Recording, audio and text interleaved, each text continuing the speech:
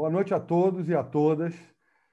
Estamos aqui hoje pelo Instituto Brasil Orgânico, né, no nosso estande virtual dentro da BioBrasil, para discutir um pouco um tema super importante do movimento orgânico, do mercado orgânico, que é o tema de certificação. O Brasil, na elaboração da sua lei, o Brasil inovou quando ele criou os mecanismos de garantia de qualidade orgânica, que incluiu 3 formas de certificação. Essa medida no mundo foi inédita porque normalmente existia um padrão de certificação para a produção orgânica, para os processos e produtos e alimentos orgânicos.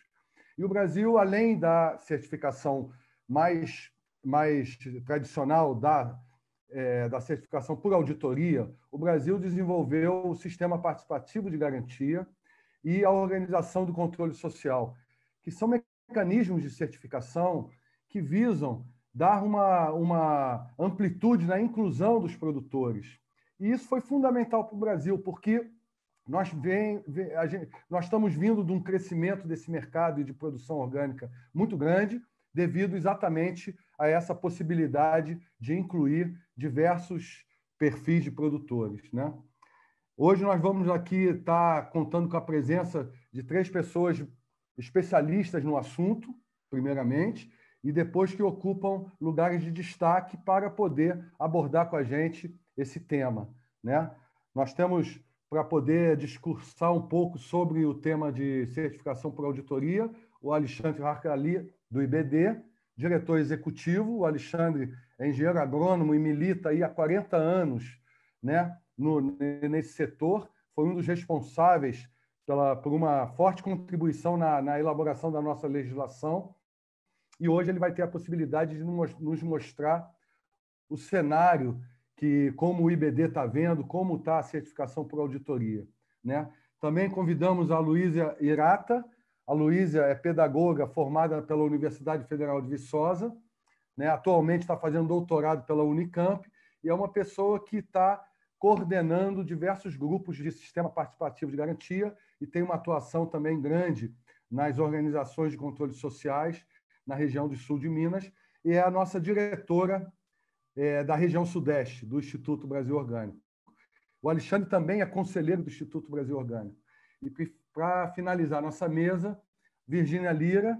Virgínia é atual coordenadora do setor de agroecologia do Ministério de Agricultura, zootecnista, é uma pessoa que já está à frente nos últimos anos e vem com um grande desafio, né, de capitanear essa regulamentação, né, a vistoria, a inspeção toda essa parte aí da certificação, né? Eu vou pedir para o Alexandre, né, fazer a explanação dele e depois nós vamos andando aqui com a mesa e vamos bater um papo aí até o final. Temos 1 hora de atuação para poder apresentar. Alexandre, por favor. Boa noite, Fábio. Boa noite, Virgínia, Luísa. É um prazer estar aqui com vocês. É uma honra estar aqui com pessoas tão capacitadas e ilustres discutindo esse assunto que é importante, que é tão importante para o setor orgânico, né? Enquanto certificador, eu gostaria primeiro de fazer uma abordagem bastante ampla da nossa situação geral como consumidores e como pessoas ligadas à questão do orgânico, para depois entrar e falar sobre a questão do futuro da certificação, né? Então, eu estava, por coincidência, esses dias participando de palestras e eventos ligados a médicos que têm uma visão bastante ampla e global da situação da saúde do ser humano como um todo, atualmente, e foi relatado o seguinte por esses médicos, que nós temos atualmente aproximadamente 80 mil compostos químicos que estão aí no meio ambiente, que são usados pelos produtores, pelas indústrias, pelos consumidores nos mais diferentes níveis, 80 mil. E nós constatamos, eles constatam pelas pesquisas, que através do cordão umbilical as crianças, os bebês nascem hoje com 700 compostos já provenientes da nutrição da mãe, proveniente da situação do organismo da mãe. E que ao longo desse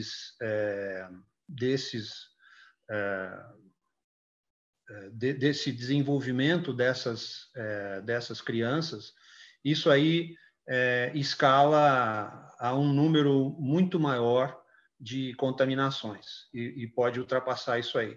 Então, nós temos que tomar consciência de que a agricultura orgânica hoje, ela representa, talvez não o único caminho, é importante deixar tudo bem aberto, mas é um importante caminho para tentar mitigar e tentar contornar essa situação, digamos assim, bastante calamitosa em que a gente se encontra hoje, porque o planeta é um só e nós estamos hoje neste planeta, não sei em outros, mas neste planeta praticamente já não existe mais um ambiente 100% puro.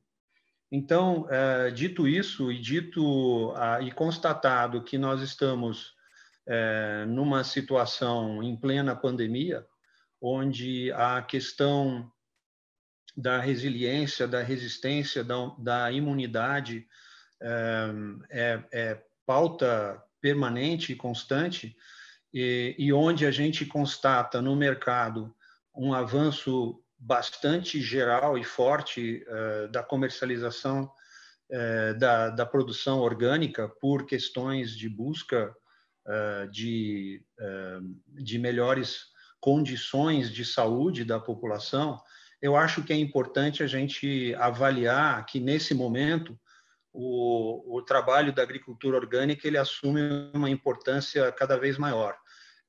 É muito difícil hoje a gente constatar na agricultura uma não preocupação com a existência de resíduos. Eu vejo, inclusive na agricultura não orgânica, uma limitação cada vez maior dentro dos produtos, por exemplo, da citricultura, dentro dos produtos de soja, dentro dos produtos de café. As indústrias que trabalham com produtos não orgânicos, às vezes até nos consultam especialistas para perguntar como que eu tiro do meu produto esses resíduos, porque senão eu não vou poder mais exportar, o mercado internacional está restringindo cada vez mais a necessidade, a permanência e a presença de resíduos, e isso se torna uma pressão não só em cima da agricultura não orgânica, evidentemente, como um monitoramento constante dentro da agricultura orgânica também.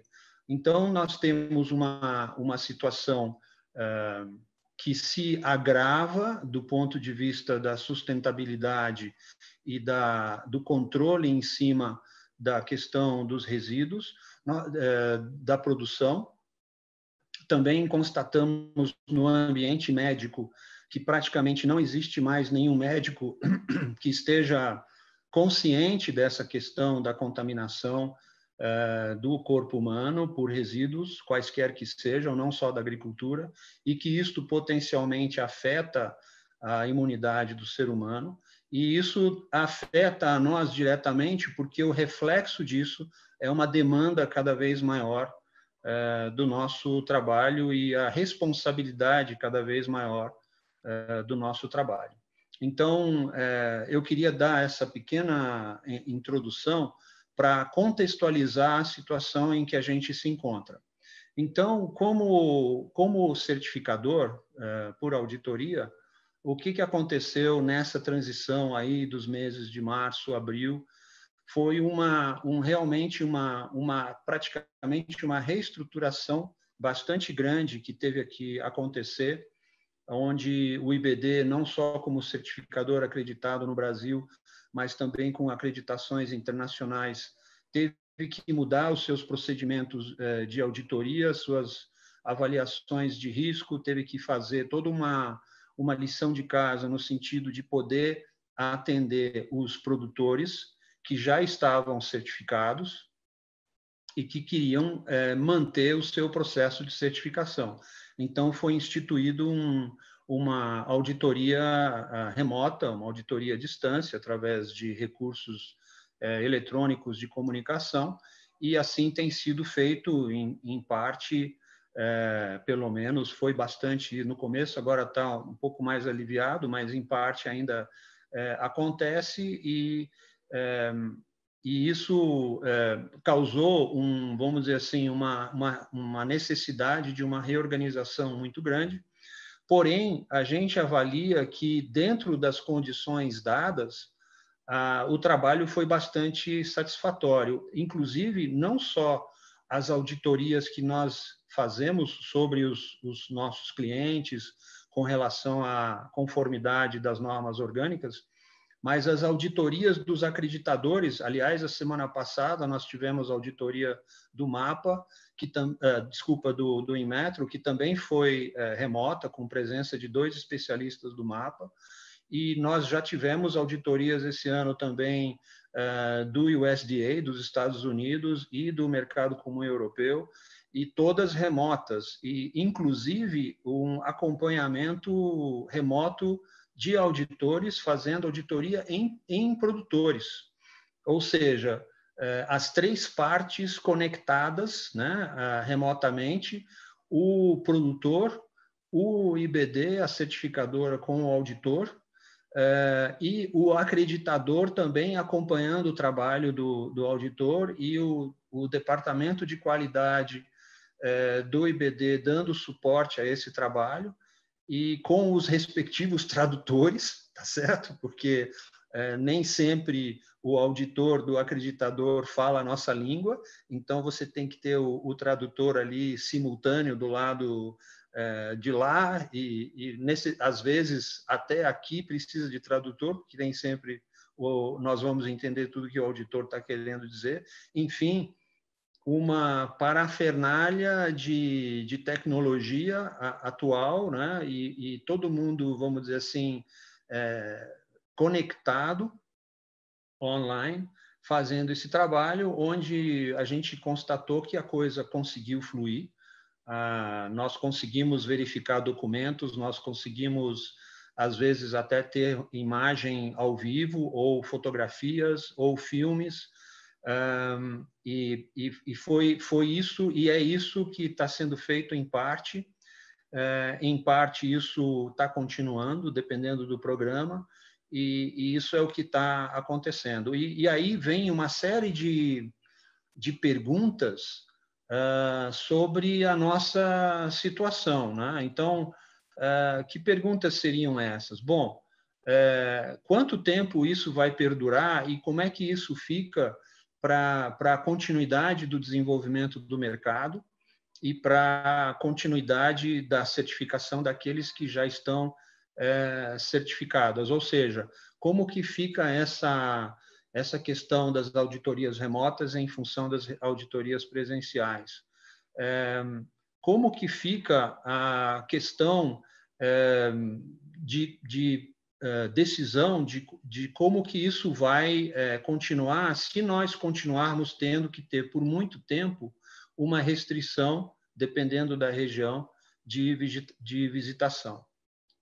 Outra questão que também eu acho que é bastante importante, e fugindo um pouco dessa questão da pandemia agora, é uma questão que vem sendo discutida na Câmara Setorial, e eu só queria reforçar isso, porque para nós é extremamente importante, a questão da atualização das instruções normativas. Eu sei que a Virgínia está em pleno, vamos dizer assim, processo disso aí, em relação a algumas, mas isso também é um dado muito importante, que se nós pensarmos que no Brasil nós temos aí, digamos, otimisticamente falando, talvez 700, 800 insumos, vamos dizer assim, aprovados dentro das certificadoras, com seus sistemas de certificação. No IBD nós temos aí em torno de 500 insumos aprovados. As outras certificadoras talvez tenham um total de mais 200, e eventualmente existem aí sem número de insumos feitos na propriedade que a gente aprova individualmente para cada cliente. Então, nós temos um universo de insumos sendo aprovados e trabalhados. Isso se reflete numa espécie de estado atual das artes, da tecnologia usada hoje na agricultura orgânica. Só para vocês terem uma base de comparação, nos Estados Unidos existem mais de 5.000 insumos aprovados. Então, nós estamos num caminho, e o Brasil, como potência agrícola que nós estamos num caminho que não tem volta, e a gente precisa realmente ter uma dinâmica, uma pesquisa, um processo constante de aprovação.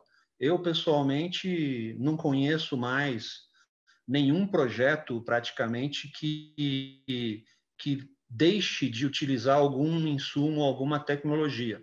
Então, nós não estamos mais falando do largânico, daquele orgânico largado que é só colheita e não se faz nada na roça, na agricultura. Nós estamos falando de projetos do menor ao maior que aplica tecnologia, e nós precisamos disso. Então, um reforço nesse caminho de aprovação dos insumos e de exploração de novas tecnologias.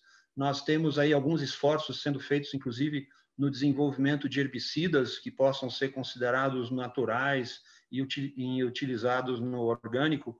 Esse caminho de desenvolvimento da agricultura orgânica, a gente sente através do nosso trabalho de auditoria o quanto importante é. Então, nós temos várias INs, todo mundo conhece a estrutura, vamos dizer assim, da norma brasileira. Nós temos várias INs que estão, no nosso entender, já bastante atrasado com relação à atualização, não só em termos a avanços na tecnologia, mas simplesmente em relação à atualização dessas listas. Eu tenho mais 2 pontos para colocar rapidamente. O segundo ponto seria que nós estamos presenciando, nesse momento, uma demanda muito grande também da expansão do conceito do orgânico para outras áreas de produção, e uma dessas áreas é cosméticos. Eu sei que a Anvisa e o MAPA estão conversando sobre isso, mas isso se torna extremamente importante porque o Brasil é referência mundial em produção de cosméticos, e eu avalio que estamos perdendo há anos um potencial mercado forte aqui no Brasil, com toda essa criatividade da flora brasileira, do desenvolvimento de cosméticos regionais, do desenvolvimento de produtos dos diferentes biomas.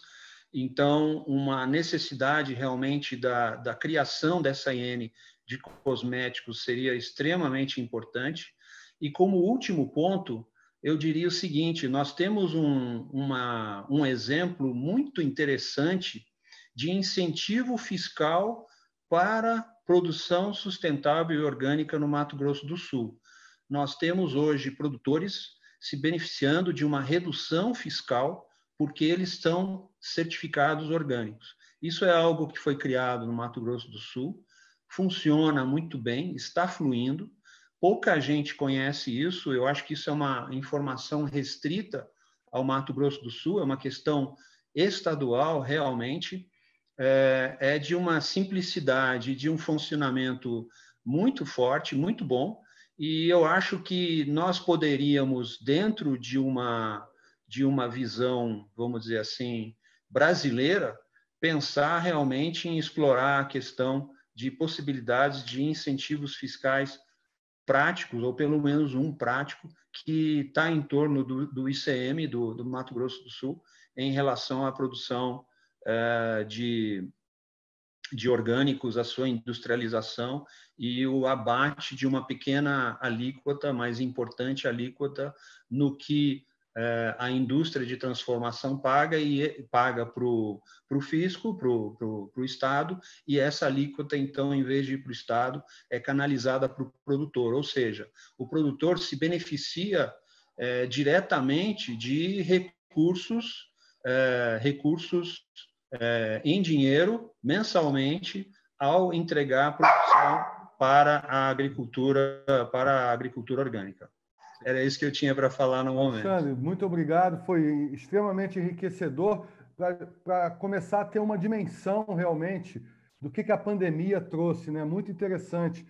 Primeiro, essa necessidade de reestruturação, que eu acredito que realmente é um desafio enorme, e depois com o que nós temos pela frente, né?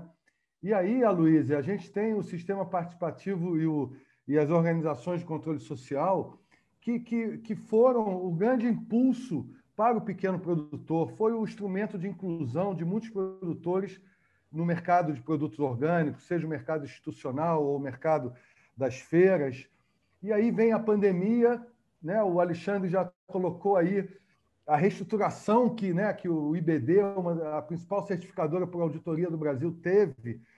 Como é que foi esse desafio dentro no teu olhar do SPG e das OCS? E como é que fica isso pós-pandemia? Como é que se organiza e reestrutura todo esse processo de inspeção, processo de controle e esse grande desafio que vem pela frente? Boa noite, Fábio. Boa noite, Virgínia. Boa noite, Alexandre. É uma satisfação estar aqui. Gostaria muito de agradecer o convite, né? Uma honra, como diz o Alexandre, estar aqui no meio de pessoas tão especiais, né? E detentoras de uma trajetória tão longa dentro do movimento orgânico e que me inspira muito. Então, o sistema participativo, para quem não sabe ainda, né? Às vezes não tem tanto conhecimento do que seja o sistema participativo, é um sistema que é baseado na organização dos agricultores, né? Em redes de agricultores, junto com consumidores e instituições, diversas instituições, ONGs, instituições de ensino, de pesquisa, de extensão. Então, são essas redes que adotam uma metodologia diferenciada para fazer a avaliação da conformidade e poder gerar a garantia, né, de que o produto é produzido de acordo com as normas da agricultura orgânica brasileira. Então, esses são os sistemas participativos. E, como você disse, Fábio, eu compartilho com você dessa opinião de que essa inclusão dos sistemas participativos na legislação, esse reconhecimento dessa forma de dar garantia, que a gente diz muito, não é uma certificadora, né? É uma outra forma de garantir a qualidade, né? É uma outra forma de avaliar a conformidade. Na minha opinião, ela também, assim, o Brasil inovou e inspirou muitos outros países nessa questão de incluir os agricultores familiares, pequenos agricultores, né, no mercado orgânico, né? Hoje, tanto o SPG, que certifica por OPAC, né, que avalia pelos organismos participativos, quanto as OCS, são responsáveis por mais de 12 mil agricultores no cadastro. Então, é um número muito significativo e que, com essa pandemia, com esse aumento, com essa demanda, né, crescente de alimentos orgânicos, a gente vê o quanto que é importante que eles estejam nesse sistema. Então, isso só para compartilhar com você dessa opinião de quão importante foi esse reconhecimento dos SPGs no Brasil. Né? E aí, assim como o IBD, assim como as certificadoras, os sistemas participativos também tiveram que inovar e arrumar suas estratégias, né? O sistema é participativo e ele é sempre feito, a avaliação da conformidade, com um grupo de pessoas, né? Nunca é uma pessoa que vai avaliar a conformidade, sempre é um grupo de famílias, consumidores junto, pesquisadores, professores, extensionistas, então sempre é um aglomerado, né? Então, nessa pandemia, isso já de cara não dava para acontecer, essa forma de avaliar com um grupo de pessoas.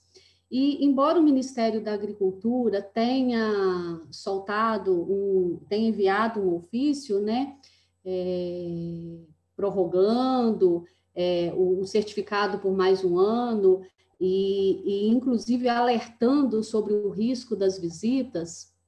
O que a gente percebeu, a Virgínia foi testemunha, né, que ela convocou uma reunião com todos os OPACs, e o que a gente percebeu é que, ainda assim, os OPACs não quiseram, os SPGs não se deram por satisfeito de simplesmente prorrogar. Eu achei isso, assim, uma coisa muito interessante, que eu tenho pesquisado, né, sobre os SPGs, então eu tenho esse olhar muito atento para o que está acontecendo, como que eles estão reagindo, né, que faz parte dos meus estudos.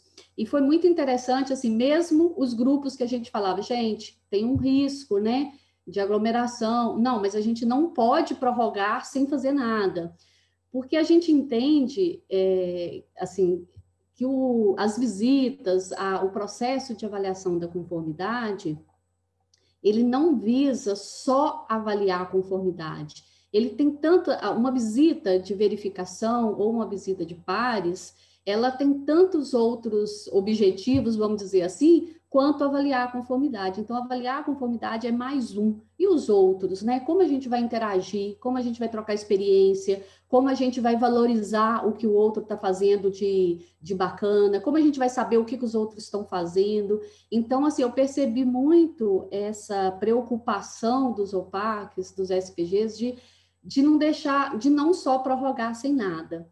Então, foram surgindo, né? A gente tem um fórum brasileiro de SPG, nesse fórum a gente está sempre trocando experiência, dialogando, né? Uns aprendendo com os outros, né? E nesse fórum as pessoas foram compartilhando suas experiências.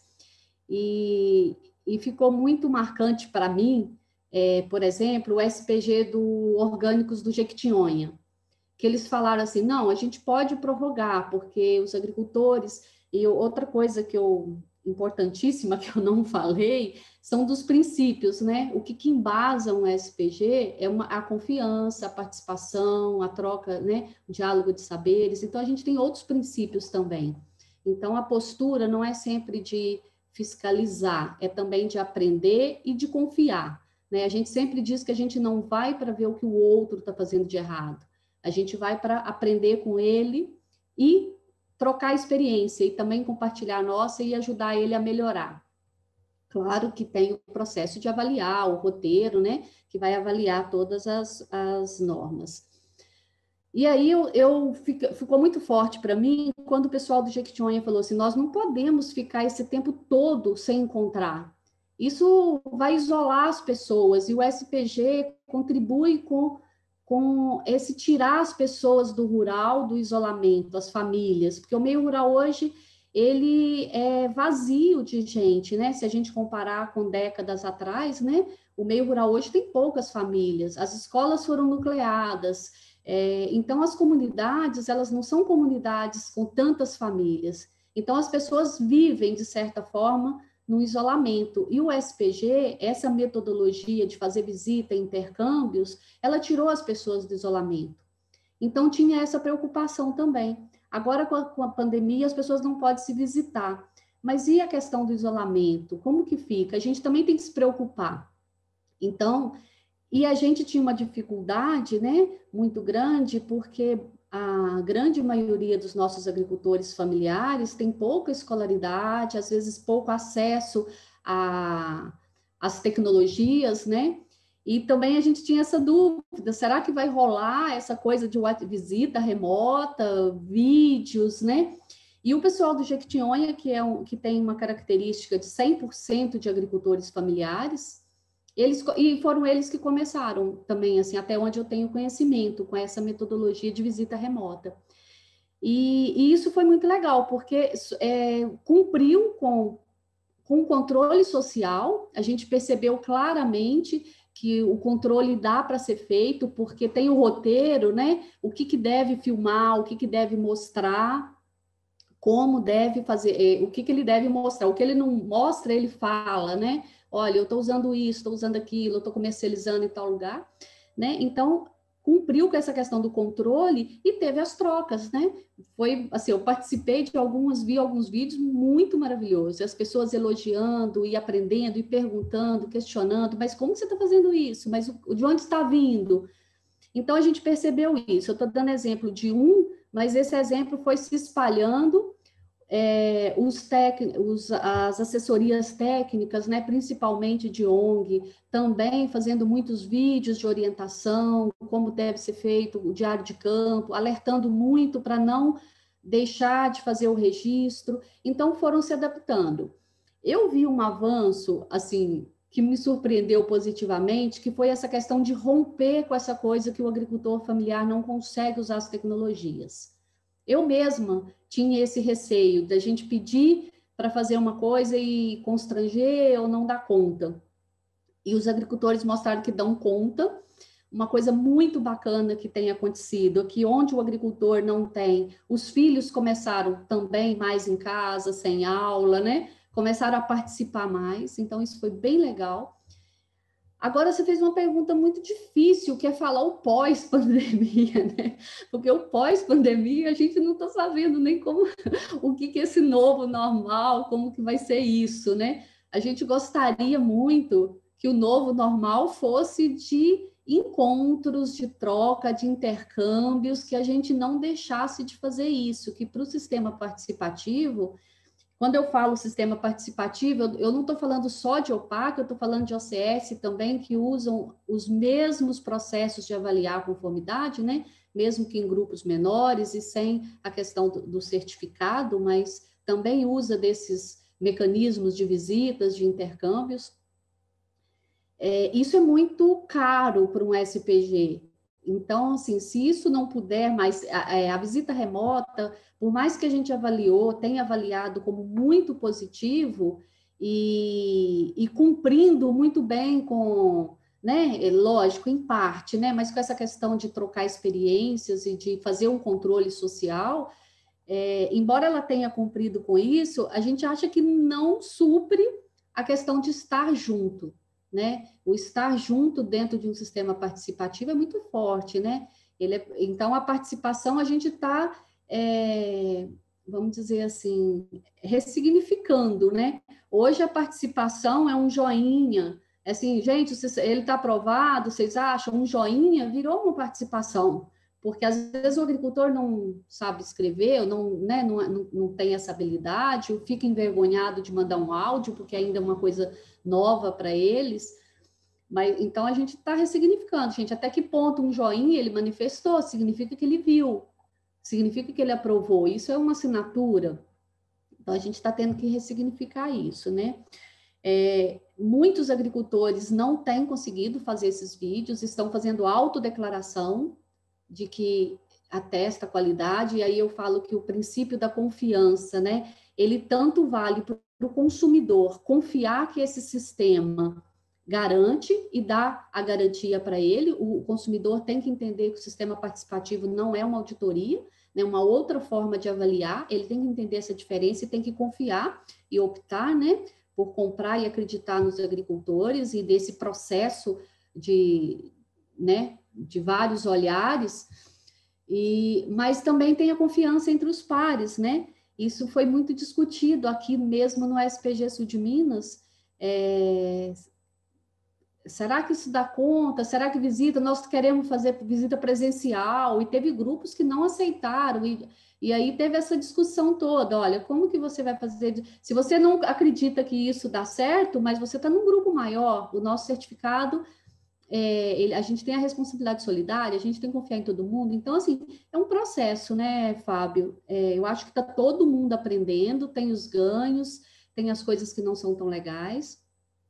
A gente espera que o novo normal, algumas coisas que é muito pesado para o SPG, que eu digo, muitas reuniões, hoje a gente sabe que algumas reuniões dá para ser feito assim, como a gente está fazendo aqui, né? Reuniões de grupos mensais, a gente sabe que dá para fazer, mas algumas coisas eu acho que o SPG nunca vai abrir mão, que é de estar junto e fazendo intercâmbio, visita e aprendendo, olhando. Muito interessante. Nós começamos a ver assim um lado super positivo da pandemia sobre o processo. As empresas de certificação por auditoria têm que se adequar, o pessoal do SPG também, né, as OPACs. É realmente um grande desafio para o SPG essa questão do não presencial, por outro lado, um impulso para uma inclusão digital social fantástica. Então, e aí o pano de fundo disso tudo, o mercado aumentando, vários produtores querendo se tornar orgânico, e nós temos, então, um grande desafio pela frente, né, Virgínia? Porque, de um lado, nós estamos fortalecendo, de uma certa forma, a nossa legislação, porque quem está dentro do jogo está tendo que se adequar e se virar. Com a experiência que já estava sendo construída, né, está sendo superado. Né? Ficou bem claro assim, a superação, a capacidade de superação dos processos no setor. E, ao mesmo tempo, e quem entra daqui para frente, né, Virgínia? O produtor que entra e que não vem com essa integração, seja no SPG, seja com uma consciência de certificação. Como é que a legislação vai lidar com isso? E também, o que nós estamos sentindo também, é essa transição que a gente está vivendo, muita gente querendo entrar e tem muita gente que fica assustada, né, com a inspeção. Primeiro com cadastramento na certificadora, depois com o processo de participação. E, de repente, agora vem a primeira inspeção. Vem a primeira inspeção, vai cair em 10 não conformidades. Então, essa é uma dinâmica que tá posta, né? Como é que o Ministério, como é que vocês estão se preparando para isso?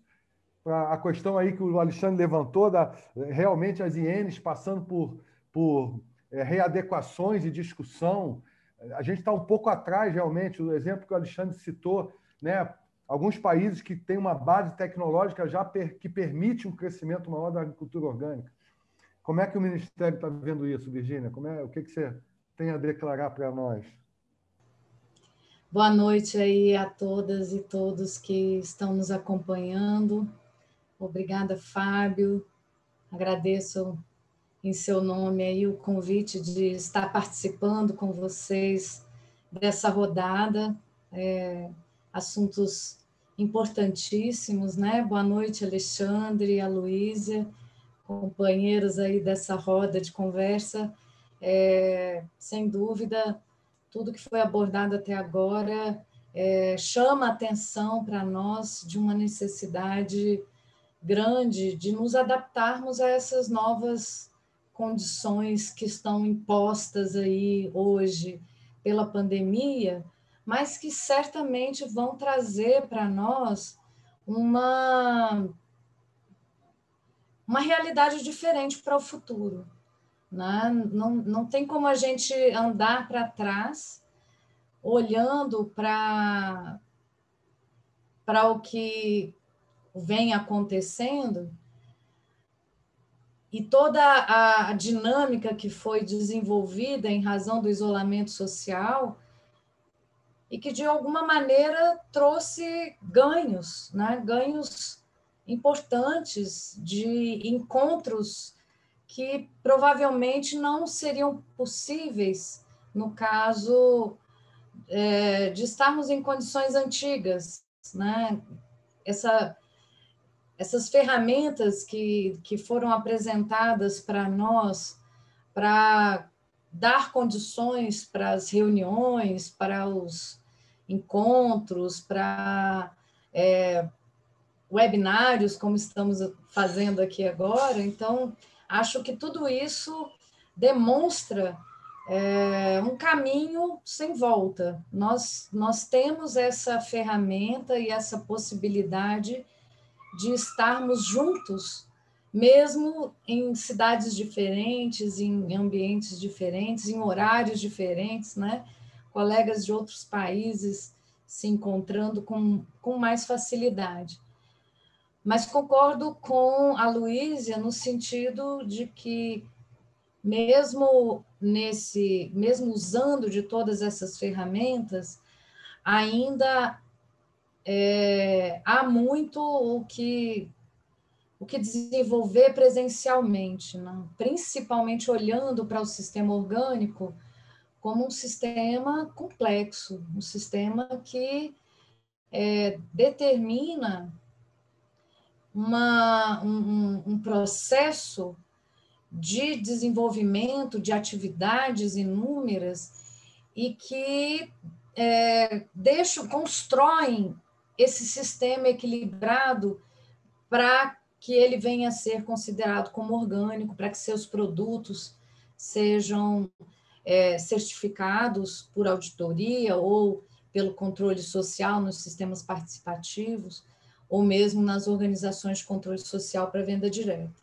Então, eu imagino que, à medida que nós caminhemos para voltar às nossas atividades normais, pensando que, em breve, nós estaremos vencendo aí essa pandemia, eu acho que retomamos a muitas das atividades presenciais que precisamos para a garantia da qualidade orgânica, mas com um ganho nesse sentido, de termos ferramentas que podem nos ajudar em processos que não necessariamente precisam ser presenciais. Auditorias de escritório, reuniões para combinarmos ações conjuntas, definições de procedimentos, reuniões administrativas, todas essas questões que necessariamente não envolvam a unidade de produção em si, elas vão poder ser abreviadas usando dessas ferramentas, e que vai poder contar com a presença muito maior de outros atores que provavelmente não estariam presentes por conta do seu deslocamento, das distâncias. Então, acho que a gente tem, sim, uma mudança, né, de condições de trabalho que vão facilitar muitos processos nossos, sem perder a qualidade, sem romper com qualquer elo entre produtores, certificadoras e o consumidor, que comprometam a confiança na qualidade do produto orgânico, né? O Alexandre citou a respeito das normativas. É um grande desafio para nós acompanharmos o dinamismo da produção orgânica e o dinamismo também do desenvolvimento tecnológico que vem sendo fomentado por nós, mas independente do fomento que nós façamos, é uma demanda mesmo, né? Uma demanda apresentada pelos produtores, pela sociedade, e que pulsa no mundo inteiro, não só aqui no nosso país. Então, sem dúvida, é um grande desafio que a gente precisa criar mecanismos com mais agilidade que garantam que essa atualização ela aconteça a contento, né? Que a gente consiga garantir a participação da sociedade, que eu acho que isso é fundamental, e traz um pouco de esforço, de tempo, para dedicarmos a essas reuniões e participação, porque eu acho que a nossa legislação ela é rica, como exatamente porque nós construímos toda a normativa brasileira com uma participação efetiva de toda a rede de produção orgânica, né, de todos os interessados. Então, a gente tem que garantir que isso continue acontecendo, mas precisamos, sim, ter mais agilidade para oferecer essas adaptações, mudanças, ajustes no tempo adequado, né, para que a gente não trave o desenvolvimento dessa produção orgânica que a gente quer que cresça muito no nosso país, né? A exemplo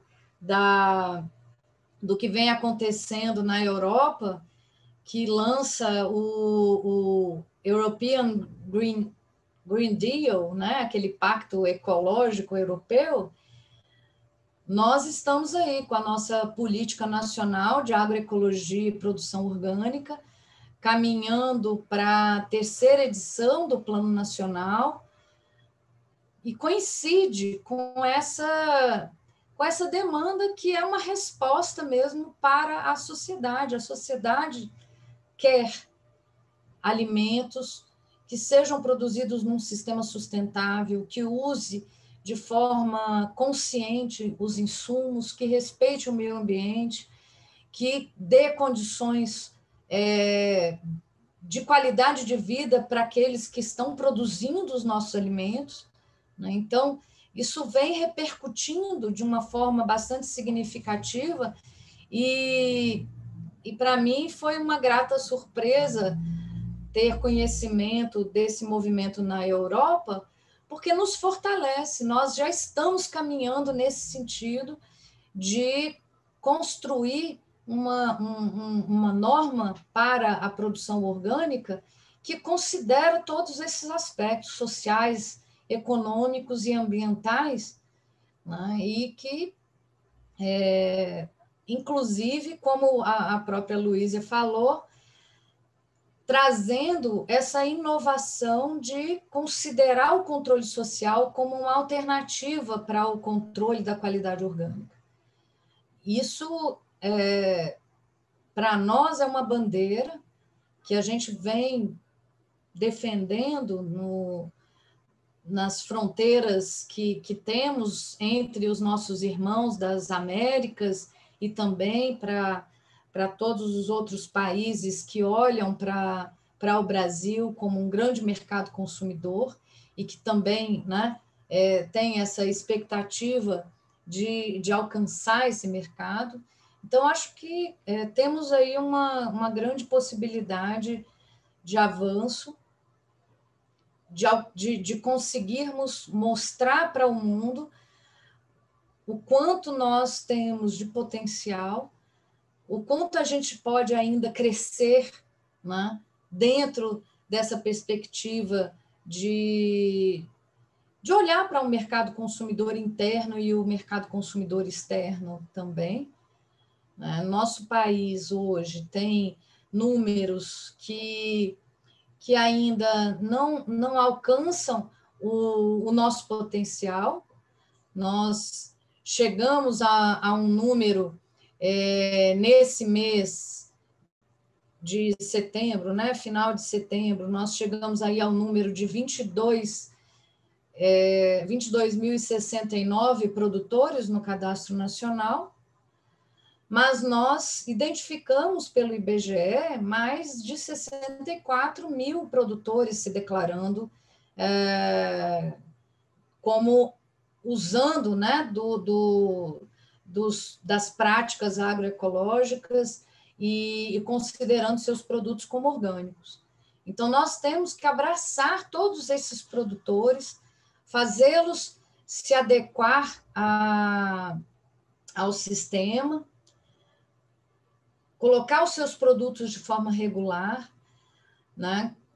Nosso papel como órgão de controle mais do que fiscalizar de forma policialesca, garantir pela nossa atuação fiscal e em auditoria que os bons produtores estão sendo beneficiados nesse processo, né? Que nós estamos coibindo ações maléficas à credibilidade do produto orgânico, já que existem alguns que estão realmente usufruindo dessa marca coletiva que é o produto orgânico de forma inadequada. Então, nós precisamos dar para os produtores orgânicos sérios, comprometidos e que praticam, né, um sistema complexo, difícil, que depende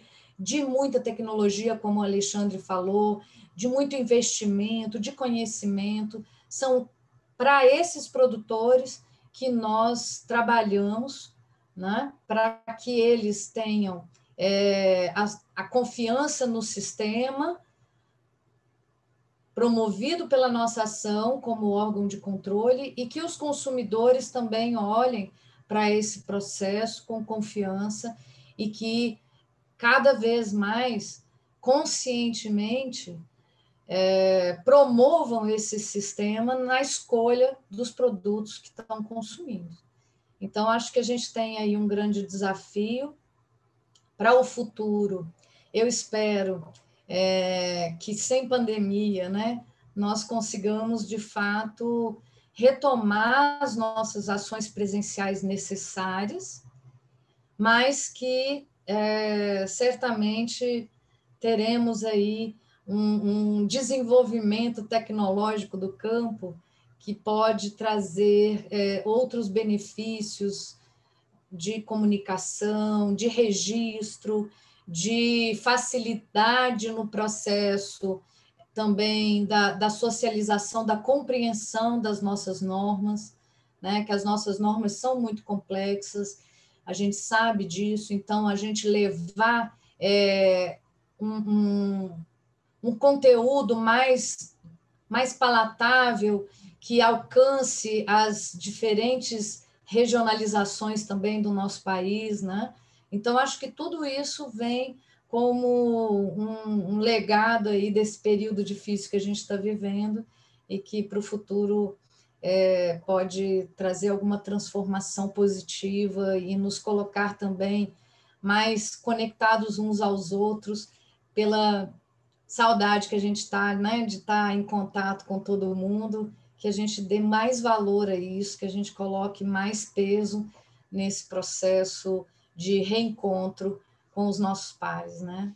Obrigada, Fábio. Eu espero ter contribuído aí da melhor forma para essa mesa. Virgínia, muito obrigado. Foi muito rico, contribuiu muito, porque, olha, na minha cabeça eu estava com 21 mil produtores cadastrados. Você vem agora com 22. Se a gente puxar uma linha de tempo aí de 3 anos, o que era 3 anos atrás? 12, 13?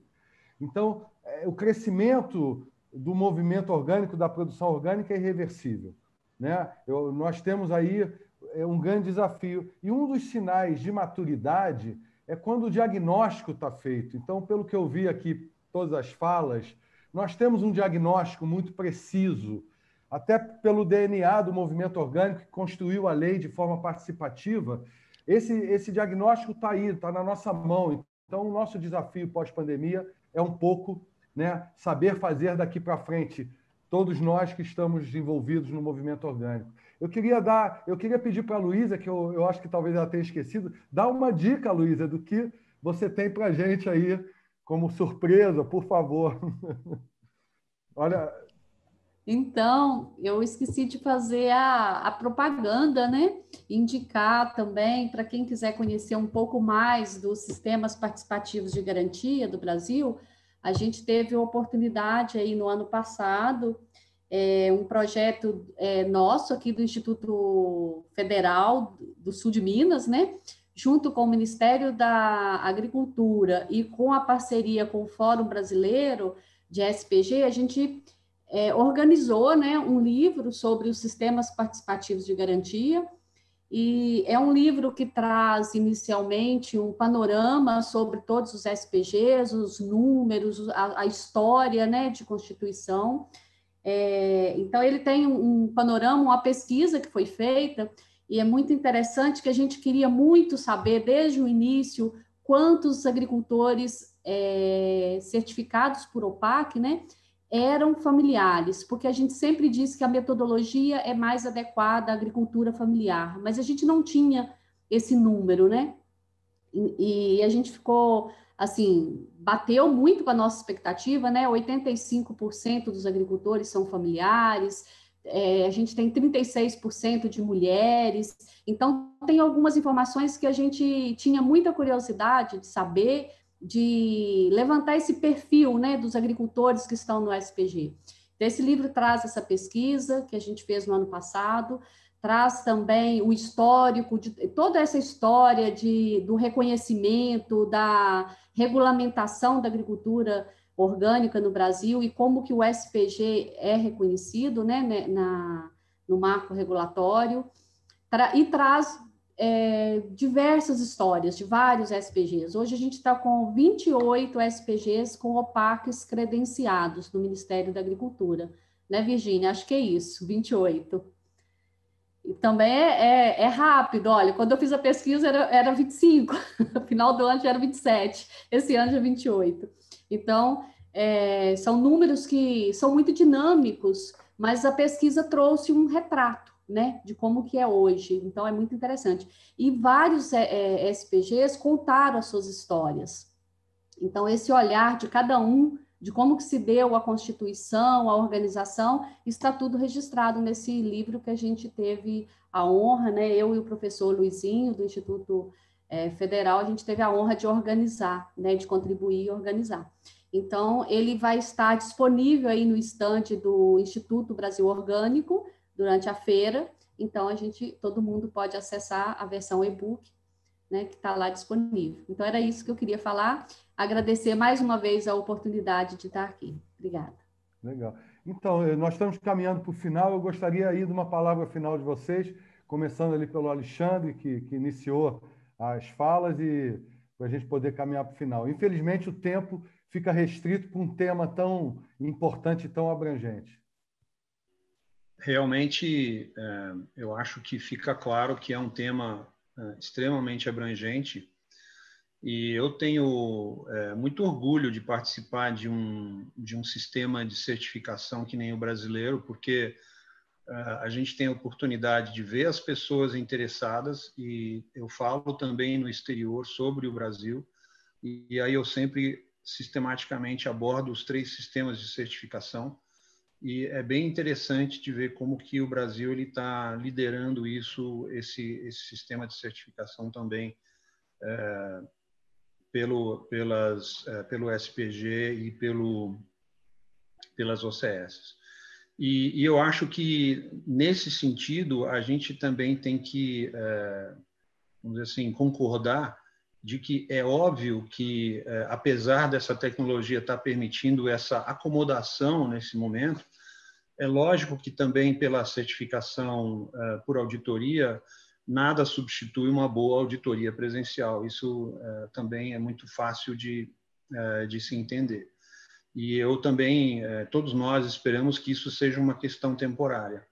A única questão realmente é se for, vamos dizer assim, uma coisa mais difícil, mais trágica, no sentido dessa pandemia se alongar demasiadamente, e nós atrasarmos, então, a entrada dos novos candidatos e, vamos dizer assim, de uma expansão, isso for, vamos dizer assim, de uma certa maneira dificultado. Mas eu acho que realmente a construção, como a Virgínia falou, desse desafio é muito grande, porque não é só a auditoria em si, não é só a visita em si. Você tem toda outra estrutura por trás das atualizações das normas, das revoluções tecnológicas que estão acontecendo, e desse ritmo, que nem a Virgínia falou, né, de desenvolvimento, que realmente coloca um outro desafio para a gente, e aí tem que arregaçar as mangas e se pôr ao trabalho, né? Hoje eu li uma frase que talento é 5% disposição trazida através do nascimento, e o resto, 95%, é trabalho mesmo, não tem outro jeito. Ótimo, Alexandre. A Luísa, suas considerações finais. Bom, mais uma vez agradecer, né, dizer que foi uma honra estar aqui hoje falando dos SPGs, um pouquinho de OCS, né, de um sistema que a gente acredita bastante e tem acompanhado. E da mesma forma, a gente está ansiosa para que passe, né, essa situação, aproveitando do positivo que ela está deixando, né, essa pandemia, né, de todos esses aprendizados. Mas se Deus quiser, a gente quer voltar a fazer o que a gente fazia, que é se reunir, tomar café, né? A gente fala que visita virtual não tem café com queijo, então não tem a mesma graça, né? Então é isso que a gente quer. Mas é isso aí. Mais uma vez, obrigada, e parabenizar aí o Instituto Brasil Orgânico e agradecer o pessoal da BioBrasil Fair por essa oportunidade e esse espaço. Obrigado, Luísa. Virgínia? Bom, eu agradeço também essa oportunidade. É sempre muito importante a gente ter condições de expressar, né, tudo o que vem acontecendo no país. E dessa maneira, através dos webinários, a gente alcança um número muito grande de pessoas. Então, parabenizar a BioBrasil Fair, que mesmo nesse período de pandemia, constrói um ambiente, né, de discussão, de muitas oportunidades aí de conhecimento sendo disseminado pelo país todo. Né? Agradeço também o Instituto Brasil Orgânico, através de você, Fábio, pelo convite, estamos aí sempre à disposição, né?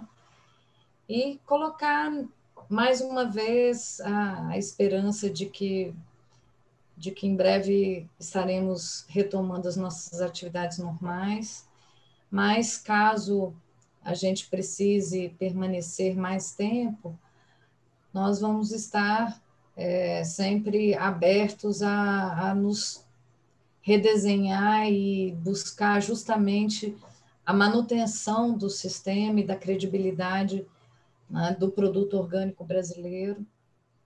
Esse é o nosso papel, não só de controle, mas também de fomento, de desenvolvimento. Então, estamos sempre aí trabalhando para o desenvolvimento das políticas públicas, a manutenção de muitas atividades que já vínhamos desenvolvendo para buscar, né, o desenvolvimento tecnológico, levar conhecimento para a maior parte dos produtores orgânicos que nós pudermos, transformar esse processo de compra, de aquisição de alimentos e de produtos, algo de fato consciente. Então, nós temos aí um grande compromisso com os consumidores, com os cidadãos brasileiros, para que eles de fato conheçam